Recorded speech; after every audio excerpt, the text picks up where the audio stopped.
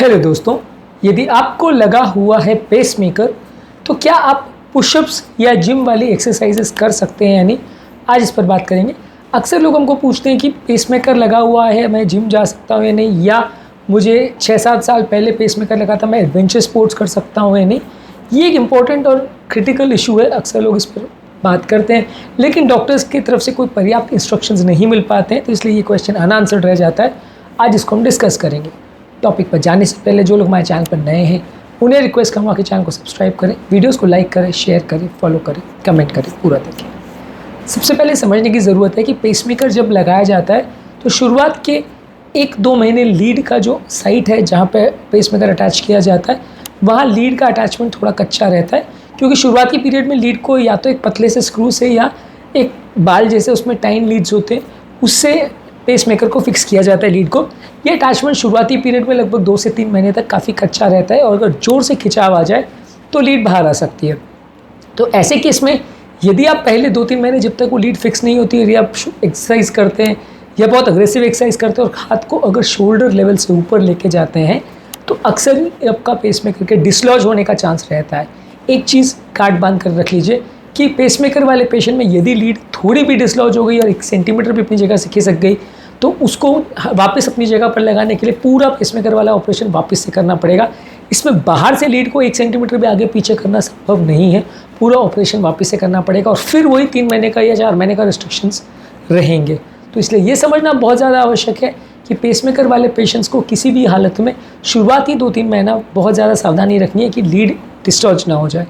दूसरा ये कि पेसमेकर को क्या है, कंधे पर मसल्स के ऊपर लगाया जाता है, इसलिए ये भी समझना आवश्यक है कि आपको वहाँ पर अगर आप बहुत ज़्यादा दबाव या खिंचाव करते हैं तो मसल्स, अगर खासकर चेस्ट की मसल्स पे आप पुशअप करते हैं तो काफ़ी चांसेस है कि जहाँ पे पेसमेकर को अटैच किया गया है वो तार टूट सकते हैं, वो स्टिचेस टूट सकते हैं, वो उसमें डैमेज हो सकता है। एटलीस्ट पहले 1-2 महीने एक बार गाँव अच्छे से भर जाए तो दिक्कत नहीं आएगी, लेकिन फिर भी हम रिकमेंड करते हैं कि इस तरह का कोई भी एक्सरसाइज जो शोल्डर मसल्स को इन्वॉल्व करता है, चेस्ट मसल्स को इन्वॉल्व करता है, एटलीस्ट 3-4 महीने अवॉइड करें। शुरुआती पीरियड्स में पेसमेकर के थोड़ा सा डैमेज होने का चांस ज़्यादा रहेगा। ये खासकर उन लोग के लिए ज़्यादा एप्लीकेबल है जिनका छाती में मसल मास बहुत ज़्यादा कम है। जो लोग बहुत ज़्यादा दुबले पतले हैं या इनका पेसमेकर ऑलमोस्ट स्किन के सरफेस पे आ जाता है, उन लोग को तकलीफ होने का अंदेशा ज़्यादा है। जो लोग का छाती में मसल मास अच्छा है, जो लोग का स्किन में फैट भी अच्छा है, स्किन की थिकनेस अच्छी है, उनको कंपेरेटिवली चांस आने का कम है, क्योंकि पेसमेकर कंपेरेटिवली थोड़ा ज़्यादा अंदर रहेगा तो कोई भी ज़्यादा एक्सर्शन से उसका दबना या उसका बाहर निकलना या उसका डैमेज होने का चांस कंपेरेटिवली कम रहेगा। जो लोग ज़्यादा दुबले पतले हैं और बहुत ओवर एग्रेसिव एक्सरसाइज करते हैं चेस्ट पर तो उसमें थोड़ा प्रॉब्लम्स होने का चांस ज़्यादा रहेगा।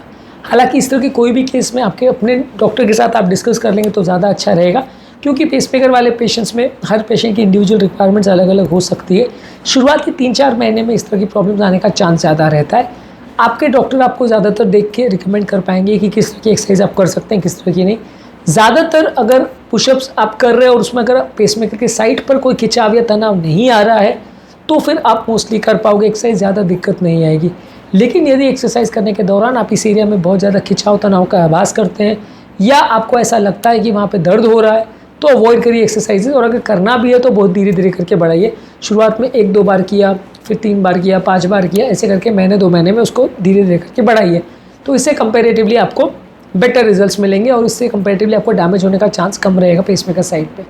जिम की एक्सरसाइज में भी यही चीज़ एप्लीकेबल है। जिम में यदि आप छाती पर बहुत ज़्यादा हैवी वेट उठा रहे हैं तो मोस्टली कोई दिक्कत नहीं आएगी, लेकिन ये है कि अगर आप शोल्डर के मसल्स को यूज़ कर रहे हैं कोई भी भारी वजन उठाने के लिए तो चांसेस है कि यहाँ पे खिंचाव तनाव हो सकता है। और यदि आप किसी वज़न को कंधे से ऊपर उठाने के लिए कोशिश कर रहे हैं तो इसमें ये हाथ का ऊपर खींचने का चांस ज़्यादा रहेगा, जिसमें पेसमेकर का लीड निकलने का चांस रहेगा पहले 3-4 महीने। या पर्याप्त मात्रा में यदि पेसमेकर में अगर लूप दिया गया हो, यानी लूप का बेसिकली मतलब ये होता है कि एक्स्ट्रा मार्जिन दिया गया हो ताकि आप अगर उसको खींचते भी हो तो भी बाहर ना निकले, यदि वैसा दिया गया हो तो मोस्टली कोई दिक्कत नहीं आएगी। पर फिर भी हम बहुत ओवर एग्रेसिव एक्सरसाइज पेसमेकर वाले पेशेंट्स को रिकमेंड नहीं करते हैं, क्योंकि इसमें थोड़े इंप्लीकेशंस आ सकते हैं। ज़्यादातर मैं इस तरह से कमेंट करने से बचूंगा कि मैं अगर सबके लिए अलग बोल देता हूँ कि हर आदमी किस तरह की एक्सरसाइज कर सकता है, कोई दिक्कत नहीं आएगी। तो अगर 100 में से 1-2 पेशेंट में भी इसके लिए दिक्कत आ जाती है तो वो मेरी रिस्पॉन्सिबिलिटी हो जाएगी। तो इसलिए मेरा एटलीस्ट पर्सपेक्टिव इस मामले में ये है कि आप अपना इंडिविजुअल केस अपने डॉक्टर के साथ डिस्कस करिए। आपका केस कितना ख़राब है, आपका केस कब हुआ है, आपकी मसल्स की स्ट्रेंथ कितनी है, आपके लीड के निकलने का चांस कितना है, ये लोकल डॉक्टर आपको बेटर असेस करके बता पाएंगे। एट जनरल मैं आपको स्टेटमेंट अगर दूं तो ज़्यादातर बहुत अग्रेसिव चेस्ट वाली एक्सरसाइज को अवॉइड करें तो ज़्यादा अच्छा है। इसमें थोड़ा सा डैमेज होने का या खिसकने का या लीड्स के डैमेज होने का चांस, लीड्स के इंसुलेशन के डैमेज होने का चांस थोड़ा ज़्यादा रहता है। तो मैं इन जनरल आपको यही बोल पाऊँगा कि थोड़ा सावधानी रखिए। हालाँकि ये है कि बहुत ज़्यादा पेशेंट्स को आप ये नहीं बोल सकते कि आप जिम बिल्कुल नहीं करो, आप पेशेंट्स को ये नहीं बोल सकते कि आप चेस्ट पर कोई एक्सरसाइज नहीं कर सकते, आप पेशेंट को ये नहीं बोल सकते कि आप कोई पुशअप्स नहीं कर सकते। जो भी है हर चीज़ों को इंडिविजुअलाइज करने की आवश्यकता है। कई फैक्टर्स पे डिपेंड करेगा, आपकी बॉडी की बिल्ड कितनी है, आपकी फिटनेस कैसी है, आपकी चेस्ट की मसल्स की थिकनेस कितनी है, स्किन की थिकनेस कितनी, पेसमेकर कितना डीप लगाया गया है, कितने महीने हो चुके पेसमेकर लगाए, पहले कभी डिवाइस की साइड पे कोई इन्फेक्शन या कोई इंजुरी वगैरह तो नहीं हुई है, पेसमेकर के जो घाव है वो अच्छी तरह से भर गया है या नहीं भर गया, उसमें कोई तार निकलने का या इस तरह के खिंचाव होने का कोई साइंस तो नहीं है, उसके आसपास के स्किन में कोई खिंचाव या पकरिंग वगैरह तो नहीं है, तो आसपास के एरिया में कोई सूजन वगैरह तो नहीं है। ये सारी चीज़ें जो है आपको बता पाएंगी कि आपको इस तरह की एक्सरसाइज करनी चाहिए या नहीं। और फिर भी मेरा सजेशन ये रहेगा कि थोड़ा सा स्लो ली जाए तो ज़्यादा अच्छा है, और मॉनिटर करते रहें कि आपको इस तरह का कोई सिम्टम्स तो नहीं हो रहा है। यदि आपको कोई प्रॉब्लम या परेशानी हो रही है या एक्सरसाइज करने के बाद कोई दिक्कत आ रही है तो इस तरह की एक्सरसाइज को अवॉइड करिए। सिलेक्टेड एक्सरसाइज आप कर सकते हैं, जैसे मान लीजिए आप जिम जा रहे हो तो आप पाँव की एक्सरसाइज कर सकते हो, आप ट्रेडमिल कर सकते हो, क्रॉस ट्रेनर कर सकते हो, रनिंग, जॉगिंग, स्किपिंग, ये सब कर सकते हो। आप हाथों की एक्सरसाइज और चेस्ट की एक्सरसाइज को थोड़ा डिले करें, धीरे धीरे करके करें तो ज़्यादा अच्छा है। इसके अलावा आपको थोड़ा ये भी ध्यान रखने की आवश्यकता है कि जिम के दौरान रेगुलर प्रिकॉशन जो हार्ट पेशेंट्स के लिए रहते हैं उसके लिए आपको सतर्क रहने की आवश्यकता है। हाइड्रेशन प्रॉपर मेंटेन करिए, नरिशमेंट प्रॉपर मेंटेन करिए। कोई इमरजेंसी सिचुएशंस अगर आती है तो उसके लिए पहले से तैयारी होनी चाहिए कि किस की इमरजेंसीज आ सकती हैं और इमरजेंसी में क्या क्या चीज़ों को कैसे मैनेज करना है, ये सारी चीज़ों के बारे में जानकारी होनी चाहिए। आपके डिवाइस की और आपकी इमरजेंसी की रिक्वायरमेंट्स के बारे में आपको और आपके ट्रेनर को या आपके किसी साथ में जाने वाले फ्रेंड को पता होना चाहिए। आपके इमरजेंसी कॉन्टैक्ट नंबर सबके पास होना चाहिए ताकि अगर कोई प्रॉब्लम अराइज हो तो आपके डॉक्टर को और आपके घर वालों को इन्फॉर्म किया जा सके।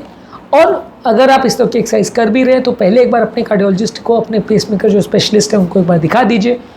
यदि आप एक्सरसाइज को कर रहे हैं और बार बार कर रहे हैं, ज़्यादा ड्यूरेशन के लिए कर रहे हैं, बढ़ा रहे हैं, तो थोड़े दिन के बाद एक बार फॉलोअप भी कर लीजिए कि आप जो कर रहे हैं वो सही कर रहे हैं कि नहीं, लीड में कोई प्रॉब्लम तो नहीं है, पेसमेकर में कोई प्रॉब्लम तो नहीं है। और नियमित रूप से हर 6 महीने में पेसमेकर का जांच भी करवाते रहिए।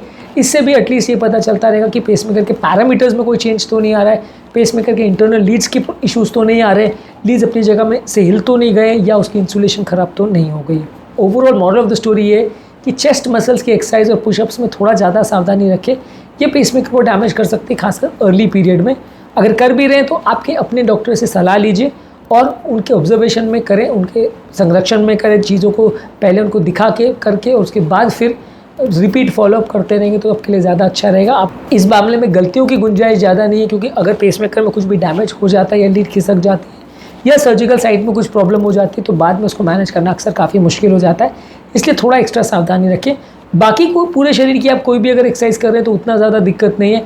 आप गर्दन की कोई भी एक्सरसाइज कर रहे हैं, पाँव की एक्सरसाइज कर रहे हैं, पेट की एक्सरसाइज कर रहे हैं, आप दूसरे हाथ की अगर कोई भी एक्सरसाइज कर रहे हैं तो इतना दिक्कत नहीं आएगा। लेकिन जिस हाथ में पेसमेकर या जिस साइड में लगाया गया है वहाँ थोड़ा एक्स्ट्रा सावधानी रखेंगे तो अच्छा रहेगा। उम्मीद करूँगा कि आज के टॉपिक में कुछ नई बातें जानने को मिली होगी।